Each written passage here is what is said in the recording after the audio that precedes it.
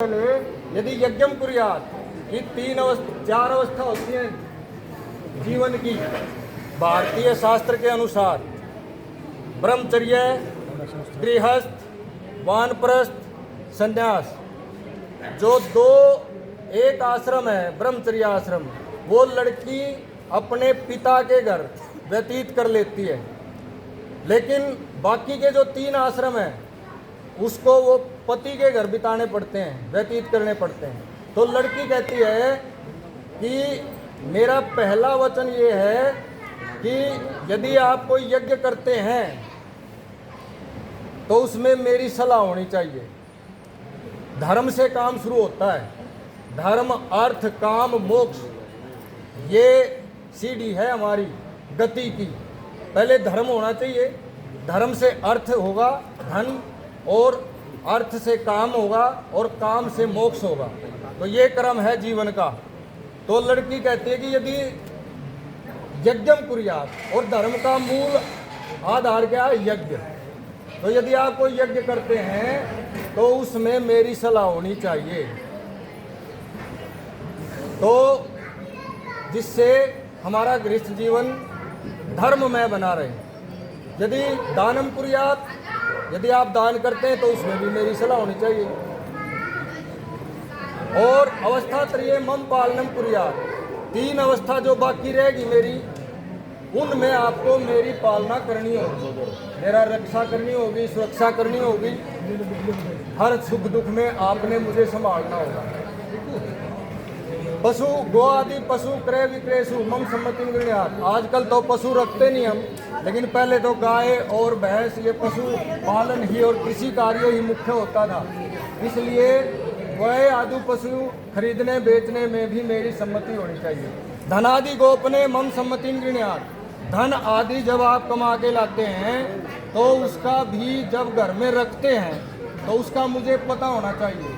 अब हंसी मजाक में तो क्या करते हैं हम, ये अर्थ लगा लेते हैं कि भैया तो एक पेट न्यारी गांठ बनाने की बात आ गई, लेकिन इसका ये अर्थ नहीं है। इसका अर्थ ये है कि पति बाहर से पैसा कमा के लाया, उसने घर में रख दिया, पत्नी को नहीं बताया, मान लिया वो तीसरे आदमी के किसी का हाथ लग गया, पति का शक किस पर जाएगा?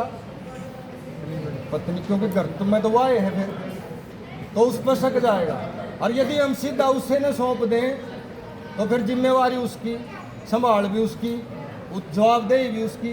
इसलिए ये कहा गया है कि उसका मुझे पता होना चाहिए, भले ही मुझे ना दें, लेकिन कम से कम उन्हें तो पता हो घर में क्या चीज़ रख रखी है आपने, ताकि मैं उसकी संभाल रख सकूँ।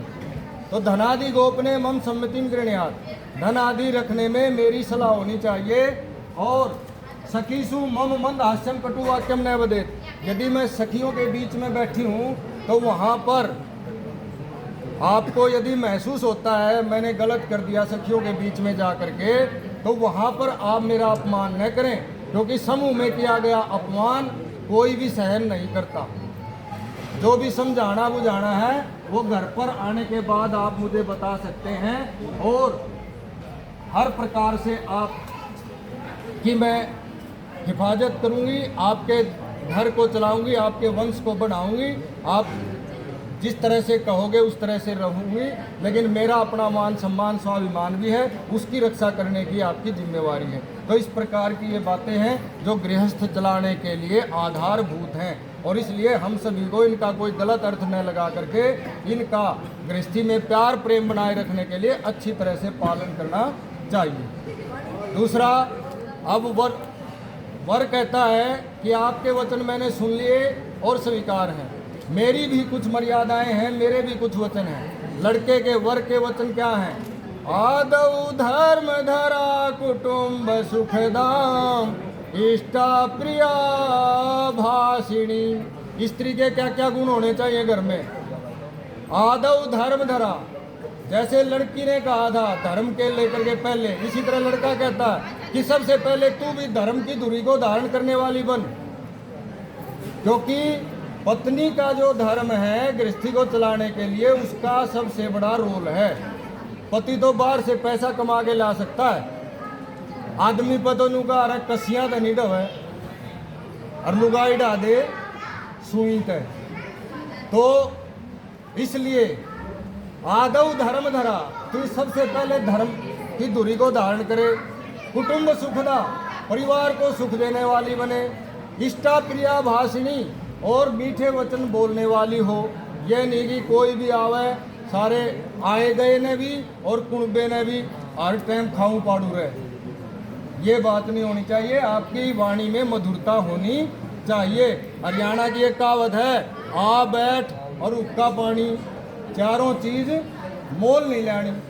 और शास्त्र कहता है, त्रिणानी भूमि रुदकम वाक चतुर्थी च सुनिरता सताम एतानी गे है सुनो छिदंते कदाचन। घर में चाहे किसी का और कुछ ना हो, लेकिन ये चार चीज तो जरूर हो हैं।